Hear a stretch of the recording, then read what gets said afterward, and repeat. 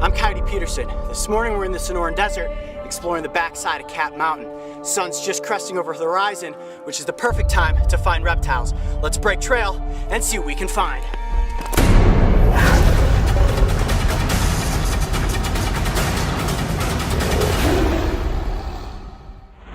The Southwest Hills is an epic backdrop for any adventure, and there's no location more picture-perfect than the Sonoran Desert. Today the crew and I are headed out to capture some of this beauty, but trust us when we say looks can be deceiving. From the rock-strewn, ankle-twisting terrain to the spike-covered plant life, ready?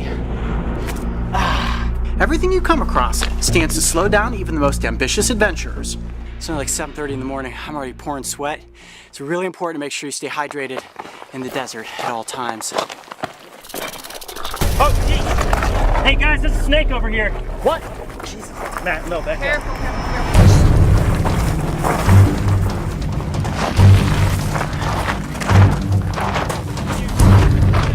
Where? All right, watch your footing. All right, Chance, come up slow. Oh yeah, that is a Western Diamondback Rattlesnake. Okay, let me come to this side. Oh, careful. Yeah, okay. Be careful, he's big. Priority number one, guys, is safety. I want to get that snake out of there. I want to be as careful as I can. He definitely senses that we're here now. He's got his tongue flicking out. He's basically sensing a couple of warm body masses, and he says, okay, this is not prey. These are potential predators. What's really difficult about this situation is all this loose terrain. And the last thing I want to happen, Chance, is for you to slip backwards when I've got that snake coming out of the hole.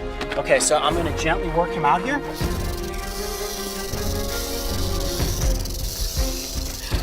Wow, that is a big Western Diamondback. He's probably about 4.5, 5 feet long. All right, we gotta get him control of the better. Wow, and he is strong. What I'm gonna do is gently pin his head down.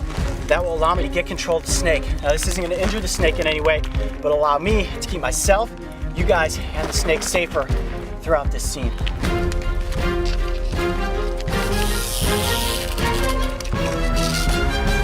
Okay.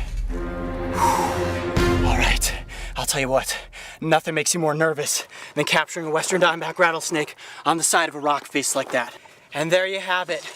This is the largest venomous snake that lives in Arizona, and he is absolutely beautiful.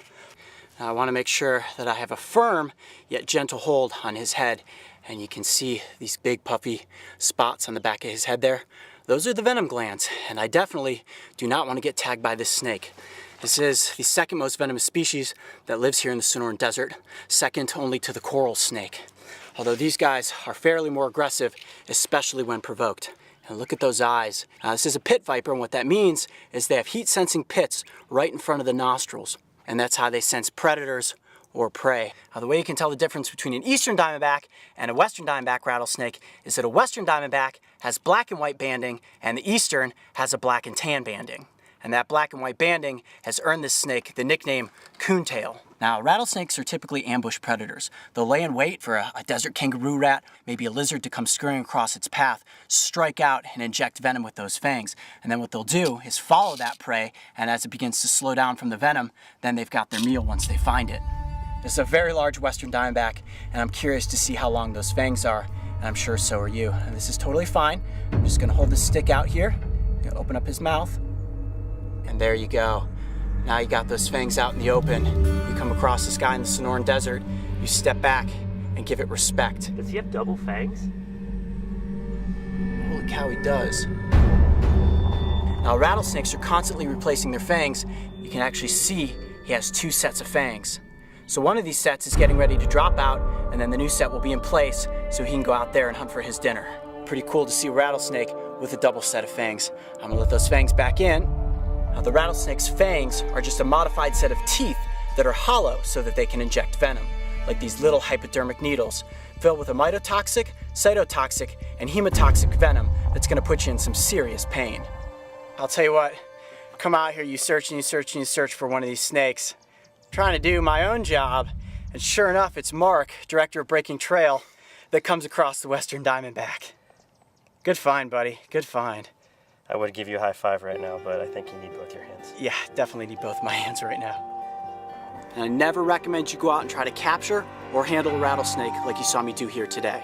is one of the most dangerous reptiles you can come across in the Sonoran Desert, and one of the most venomous rattlesnakes in the United States. Now, I always like to make sure whenever I encounter an animal, I put it back as close to the spot where I found it as possible. So I'm gonna let this guy back up into the shade here. All right, buddy, there you go.